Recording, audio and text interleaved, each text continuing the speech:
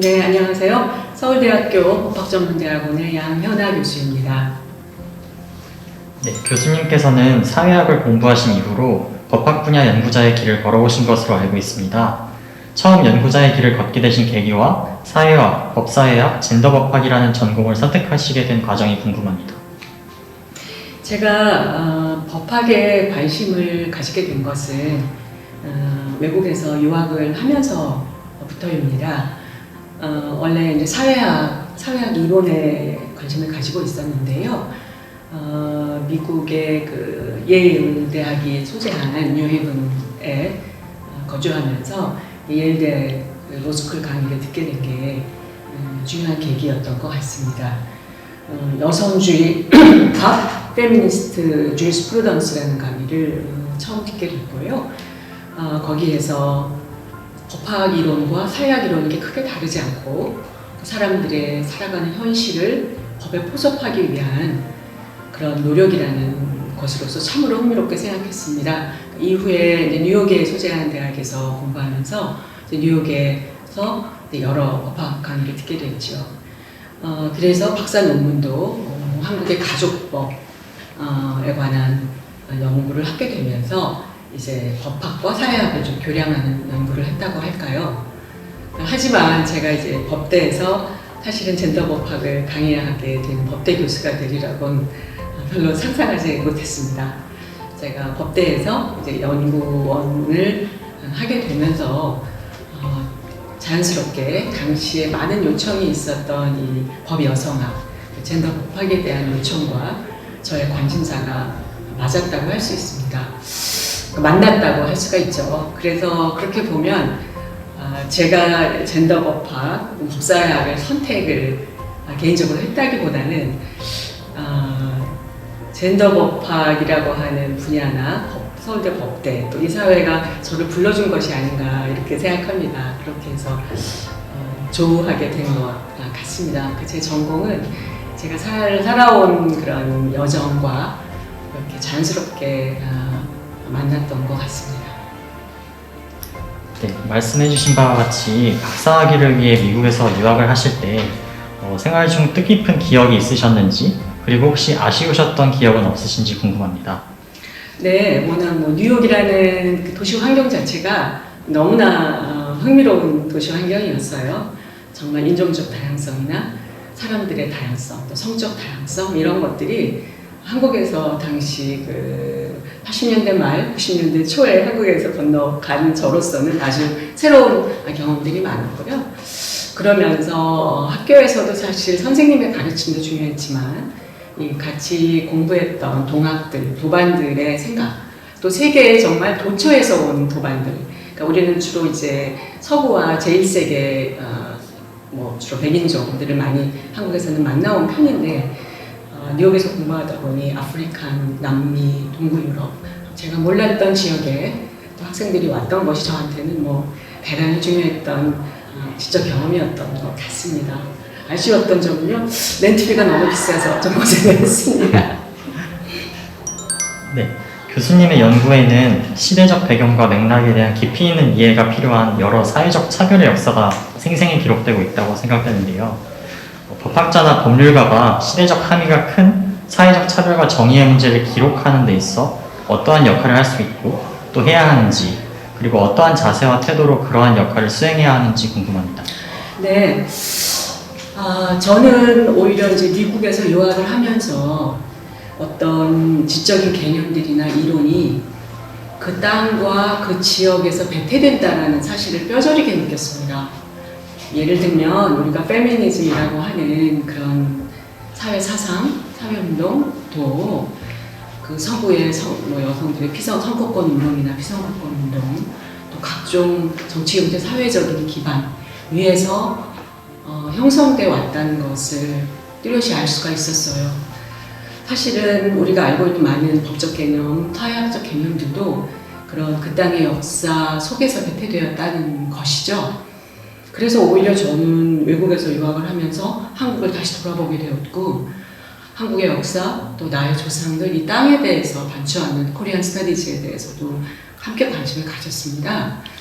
그러자 이 서구의 페미니즘과 또 달리 서구의 사회이론과 달리 한국의 근대에는 식민지성이라고 하는 것이 있고 외부에 의한 식민지화가 있고 이후에 여러 가지 국가에 의한 개발과 여러 가지 그 민주화를 이룬 역사들 이런 것들이 중요하게 연구 대상으로 들어오게 되었던 것입니다. 저는 이제 법사학을 연구함에 있어서도 이런 법적 제도들이 우리나라에 도입된다든가 뿌리를 내림에 있어 이런 사회적 환경을 중시하게 되었는데요. 특히 그 이제 기록 말씀으로는 아시는지 모르겠지만 제가 이제 일본군 성노예제 피해자 증언 연구에 관심을 쭉 갖고 왔습니다. 이들의 그 증언에 관심을 가졌던 이유는 무엇보다도 그동안의 이 공식 역사 속에는 좀 대리되지 않았던 목소리라는 거죠. 굉장히 주변화되고 계층적으로도 하층이라고도 할 수 있고요. 연령적으로도 굉장히 고연령층이십니다.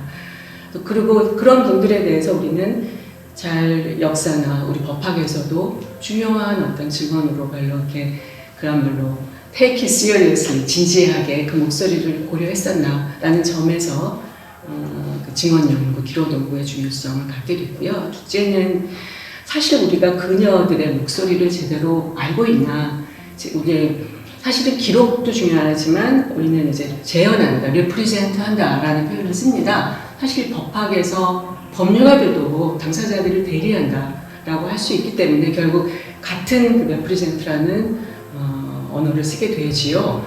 그래서 실제로 증언을 들어보면 이들은 그렇게 피해자만도 아니고 한마는 맨날 울음 짓는 여성들도 아닙니다. 눈물을 흘리는 여성들 아닙니다. 오히려 굉장히 강한 힘과 나름의 지혜, 국가가 다 해주지 못하는 자신들만의 어떤 그런 회복의 과정을 겪어오신 분들이기도 합니다. 그래서 저는 이런 이제 목소리들 담아내면서 피해자 중심주의라는 것이 무엇일까라고 하는 것들을 많이 고민했고 또 연구해 왔다고 생각합니다. 이 사안뿐만 아니라 많은 사안에서 이런 피해자 중심주의, 아래로부터의 목소리의 재현이 중요하다고 생각을 합니다. 저는 법학에서도 제가 젠더 법학을 강의함에 있어서 이런 목소리들을 반영할 때 우리 사회의 법의 해석과 집행이 좀 더 살아있는 법의 집행이 아닐까 이런 생각에서 생각을 가지고 있습니다. 교수님께서 최근 관심을 가지고 계신 연구 주제가 궁금합니다. 네, 고맙습니다. 최근에는 우리 낙태죄 헌법재판소 헌법 불합치 결정이 2019년에 나오고 나서 이후에 이 재생산 권리라는 문제에 대해서 관심을 가지고 있습니다. Reproductive Rights에서 이 문제는 성적 권리, 또 반드시 낙태할 권리뿐만 아니라 임신 중지를 할 권리뿐만 아니라 임신을 할 권리, 자기 아이를 가질 수 있는 권리, 결혼의 지위나 성적 지위와 무관하게 가질 수 있는 그런 권리들도 되고요. 건강하게 양육할 수 있는 사회적 권리도 됩니다. 그래서 이런 권리에 대한 후속 대체, 대안 입법이 너무 부족한 것 같습니다. 사실 저는 이 사람이 살고 죽는 문제는 생명의 법과 정책으로 굉장히 중요한 문제로 보고 있거든요. 젠더 이슈이지만 또 생명의 이슈이고 전체 우리 시민들 전체를 아우르는 우리나라에 사는 또는 세계인들의 이슈라고 생각해서 지금 연속 세미나를 국민인권법센터 주최에서 헌법연구소 주최로 하고 있습니다. 연구자로서 갖춰야 할 중요한 자질은 무엇이라고 생각하시는지 궁금합니다. 저도 맨 처음에 대학원에 입학했을 때 저희 지도 교수님한테 같은 질문을 드렸던 적이 있는데요. 엉덩이가 질긴 것이다 라고 말씀해 주셨던 것 같습니다. 무엇보다 참을성 있게 좀 긴 호흡으로 사안을 바라보고 너무 일희일비하지 말고 학점이 잘 나왔다 못 나왔다 상을 받았다 안 받았다 하지 말고 가는 태도가 중요하지 않을까 생각합니다. 근데 제가 이제 대학원생이 지나서 이제 한 4, 50년 후에 다시 바라보고 너무 엉덩이만 즐겨도 안 되고 가끔 일어나서 산책하시고 운동하셔야 오래오래 연구하실 것 같습니다. 네, 마지막으로 연구자의 길을 걷고자 하는 학생들을 위한 조언 한 말씀 부탁드립니다. 네, 긴 호흡을 갖고 갔으면 좋겠다는 말씀은 앞에서 드렸고요. 우리 법대는 또 뭐 거의 많은 사람들이 실무 법화 법률가가 되려고 하는 또 희망을 많이 갖고 계시지 않습니까? 그래서 두 개를 놓고 이제 저울질을 하는 거거나 아니면 병행을 하거나 이렇게 하는 경우들이 많이 있는 것 같습니다. 연구자는 사실 시간이 필요하고요. 또 미래의 불확실성도 사실은 어느 정도는 담재하고 있는 지위입니다. 저는 사실은 이제 뭐 후학이나 학생들의 그 자세도 중요하지만 학교나 국가에서는 연구자가 되려고 하는 사람들에 대한 강력한 지지, 그래서 전업 학생들이죠. 강력한 지지가 필요합니다. 정말 어렵고 긴 호흡이 긴 서적들을 읽으셔야 되고 논문들을 봐야 되는데 이 병행을 하면서 학업을 한다는 일은 정말로 이건 굉장히 힘들 수밖에 없다라고 생각이 듭니다. 그래서 학문으로서의 법학을 하기 위해서라도 이 환경적으로도 많은 지원이 필요하고요. 공부를 하시려는 학생들은 너무 이렇게 조그만 일에 좌우되시지 말고 긴 호흡을 가지고 자기 공부를 했으면 좋겠고요. 또 하나 공부하는 분도 자기 개성을 발견해야 된다고 생각해요. 자기의 목소리, 자기가 잘할 수 있는 것들이 어떤 분야이며 또 어떤 스타일의 연구인지도 발견해야 한다고 생각합니다. 그러니까 대학원 시절에 그런 자기 목소리를 좀 찾고 가다듬고 그래야 그 공부가 재미있고 잘할 수 있지 않을까요? 자기가 개성을 갖고 있고 뭔가 더 끌리는 그 인클리네이션이 있는 연구 영역과 연구 방법을 찾으셨으면 좋겠다는 생각을 합니다. 여기에는 앞에 제가 도반이라는 표현을 썼는데 사실 스승과 같이 공부하는 학우들이 굉장히 중요하다고 생각해요. 공부는 혼자 하는 것이지만 같이 하는 것 같습니다. 그래서 같은 도반도 챙기면 또 그 도반이 나를 챙겨줘서 같이 상승하면서 공부할 수 있지 않을까 생각합니다. 네, 교수님 좋은 말씀 정말 감사드립니다. 네, 저도 감사합니다. 좋은 질문 해주셔서요. 또 이렇게 들어주셨어요. 네.